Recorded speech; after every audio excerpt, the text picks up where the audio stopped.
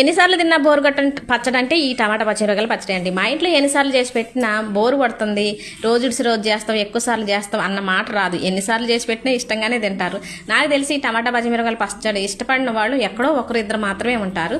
మన ఛానల్లో కూడా ఇప్పటికీ నేను 2-3 సార్లు టమాటా పచ్చడి చేసే విధానాన్ని వీడియో పెట్టాను. కాకపోతే పెట్టినప్పుడల్లా కూడా ఎక్కువ ఇష్టంగానే చూస్తున్నారు, మళ్ళీ మళ్ళీ చెప్పండి అని అడుగుతున్నారు. ఇక అలా అడుగుతున్నారని మరోసారి ఇలా పచ్చిమిరపకాయల పచ్చడి చేసుకునే విధానం మీకు చెప్దామని ఈ వీడియో ద్వారా మేము ముందుకు వచ్చేసాను.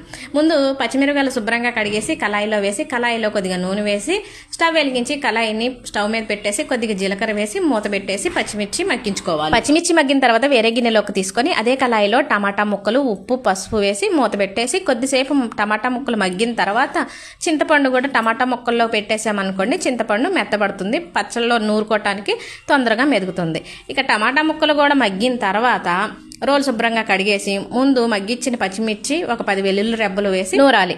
పచ్చిమిర్చి మెదిగిన తర్వాత మగ్గిచ్చిన టమాటా ముక్కలు, చింతపండు కూడా వేసి టమాటా ముక్కలు మెత్తగా అయ్యే వరకు కూడా నూరుకోవాలి. పచ్చడి అంతా మెత్తగా మెదిగిన తర్వాత ఒక ఉల్లిపాయ వేసి ఇలా కచ్చపచ్చ దంచుతున్నాను. కొంతమంది అయితే పచ్చడిలో ఉల్లి ముక్కలు కజ్జి వేసి వేసుకుంటారు, నేనైతే ఇలా వేస్తాను. ఇలా వేయటం వల్ల పచ్చడి అంతా కూడా ఉల్లిపాయతో కమ్మటి వాసన వస్తుంది. మీకు ఒక మాట చెప్పాలి, టమాటా పచ్చిమిరపకాయల పచ్చడి మెత్తగా మెదిగి రుచి రావాలంటే పచ్చిమిర్చిని వేయించకూడదు, మగ్గించాలి. మగ్గించడం వేరు, వేయించడం వేరు. మూత పెట్టడం వల్ల మెత్తగా మగ్గుతాయి.